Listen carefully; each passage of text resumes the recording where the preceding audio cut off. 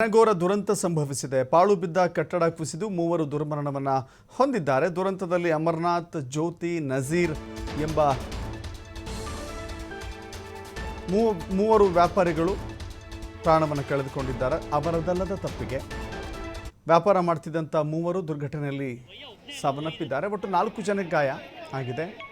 ಹಾಸನ ಜಿಲ್ಲಾಸ್ಪತ್ರೆಗೆ ದಾಖಲು ಮಾಡಿ ಚಿಕಿತ್ಸೆ ನೀಡಲಾಗ್ತಾ ಇದೆ. ಕಟ್ಟಡದ ಬಳಿ ವ್ಯಾಪಾರ ಮಾಡಬೇಡಿ ಅಂತ ಹೇಳಿದರೂ ಕೂಡ ನಿರ್ಲಕ್ಷ್ಯ ವಹಿಸಿದ್ದಾರೆ ಎನ್ನುವ ಆರೋಪ ಇದೆ. ಪರಿಹಾರದ ಭರವಸೆಯನ್ನು ಅಲ್ಲಿನ ಪುರಸಭಾ ಅಧ್ಯಕ್ಷ ಕೊಟ್ಟಿದ್ದಾರೆ.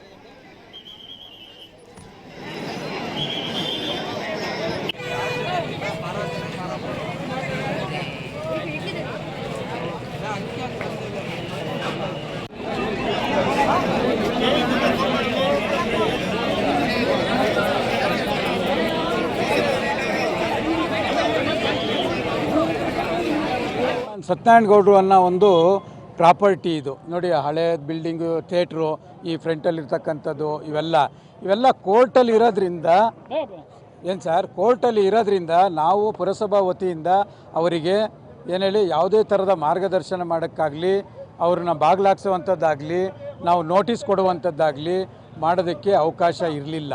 ಹಾಗಾಗಿ ಏನೋ ಈ ಫುಟ್ಪಾತಲ್ಲಿ ಬಾಗಿಲು ಹಾಕಿದ್ರಲ್ಲೇ ಕೋರ್ಟಲ್ಲಿ ವಿವಾದ ಇರೋದ್ರಿಂದ ಅವರು ಎಲ್ಲ ಕ್ಲೋಸ್ ಮಾಡ್ಕೊಂಡು ಬೀಗ ಹಾಕೊಂಡು ಹೋಗಿದ್ದಾರೆ. ಯಾರೂ ಸಹ ಈ ಬಿಲ್ಡಿಂಗ್ ಒಳಗಡೆ ವ್ಯಾಪಾರ ವಹಿವಾಟು ಮಾಡಿಕೊಂಡು ಇರೋದಿಲ್ಲ. ಏನೋ ಖಾಲಿ ಜಾಗ ಇತ್ತಲ್ಲ, ಅದ್ರ ಮುಂಭಾಗದಲ್ಲಿ ಅವರು ಹೂವಿನ ವ್ಯಾಪಾರ, ಹಣ್ಣಿನ ವ್ಯಾಪಾರ ಮಾಡ್ಕೊಂಡಿರ್ತಾರೆ.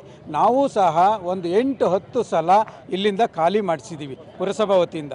ಏನು ಹಣ್ಣು ಮತ್ತು ತರಕಾರಿ ಮತ್ತು ತಳ್ಳ ಗಾಡೀಲಿ ಇರ್ತಕ್ಕಂಥವ್ರು ಹೂವಿಗೆ ಸಪ್ರೇಟು ನಾವು ಪುರಸಭಾ ವತಿಯಿಂದ ಜಾಗಗಳನ್ನು ಮಾಡಿಕೊಟ್ಟಿದ್ದೇವೆ.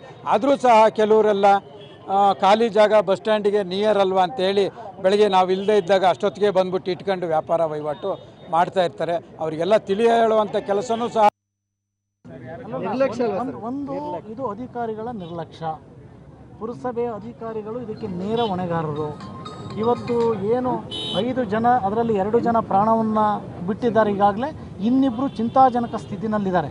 ಈ ಒಂದು 3, 4, 5 ಆಗುತ್ತೋ ಗೊತ್ತಿಲ್ಲ. ಇದಕ್ಕೆ ಪೂರ್ಣ ಹೊಣೆಗಾರಿಕೆ ನಮ್ಮ ಅಧಿಕಾರಿಗಳು ಅಂತಕ್ಕಂಥದ್ದನ್ನ ಹೇಳಬೇಕಾಗತ್ತೆ. ಯಾಕೆಂದರೆ ಪುರಸಭೆ ಅಧ್ಯಕ್ಷರಿಂದ ಹಿಡಿದು ಎಲ್ಲರೂ ಎಚ್ಚರಿಕೆಯನ್ನು ಕೊಟ್ಟಿರ್ತಕ್ಕಂಥದ್ದನ್ನು ಸಹ ಇವರು ಲೆಕ್ಕಿಸದೆ ವ್ಯಾಪಾರಸ್ಥರಿಗೆ ಅವಕಾಶವನ್ನು ಮಾಡಿಕೊಟ್ಟಿರ್ತಕ್ಕಂಥ. ಪಾಪ ಅವ್ರಿಗೇನು ಗೊತ್ತಿರುತ್ತೆ ಯಾವ ಸ್ಥಿತಿನಲ್ಲಿದೆ ಬಿಲ್ಡಿಂಗು, ಶಿಥಿಲ ಸ್ಥಿತಿಲಿದೆಯಾ ಅಂತಕ್ಕಂಥದ್ದು ಅವ್ರಿಗೆ ಗೊತ್ತಿರಲ್ಲ.